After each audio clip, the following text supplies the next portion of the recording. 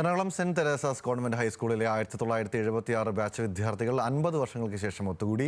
കുട്ടികളായിരുന്നപ്പോൾ ഉള്ള അതേ ചുറുചുറുക്കോടെ പഠിച്ച സ്കൂളിന് ഒരു സ്നേഹസമ്മാനവും നൽകിയാണ് ഇവർ പിരിഞ്ഞത്.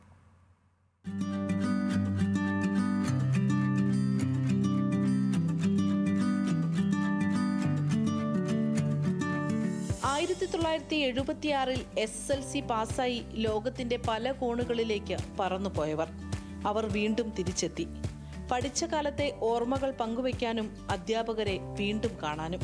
4 ഡിവിഷനുകളിലായി 120 പേരാണ് അന്ന് പഠിച്ചിറങ്ങിയത്.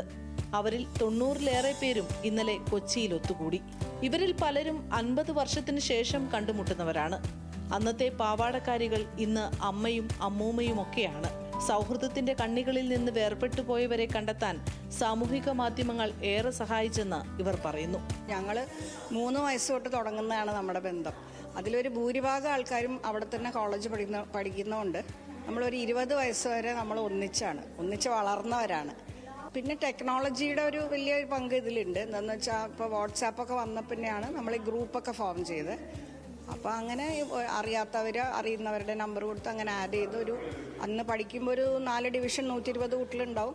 ഇന്നിപ്പോൾ 90-ന്റെ അടുത്ത ആൾക്കാർ വന്നിട്ടുണ്ട്. അതായത് US ഉണ്ട്, കാനഡയുണ്ട്, സിംഗപ്പൂരുണ്ട്, ഗൾഫ് റീജിയൻസ് ഉണ്ട്, പിന്നെ ഇന്ത്യയുടെ പല ഭാഗത്തുനിന്നും ഉണ്ട്. ഒരുമിച്ച് ചേരുമ്പോൾ സ്കൂളിന് എന്തെങ്കിലും സമ്മാനമായി നൽകണമെന്നായിരുന്നു ആഗ്രഹം. IT ലാബിലേക്ക് 11 ലാപ്ടോപ്പുകളാണ് പഴയ വിദ്യാർത്ഥികൾ സംഭാവന ചെയ്തത്. തങ്ങളെ പഠിപ്പിച്ചവരിൽ ജീവിച്ചിരിക്കുന്ന അധ്യാപകരെ ആദരിക്കുന്ന ചടങ്ങും നടന്നു.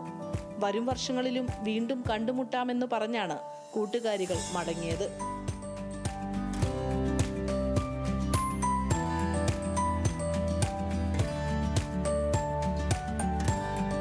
ന്യൂസ് മലയാളം, കൊച്ചി.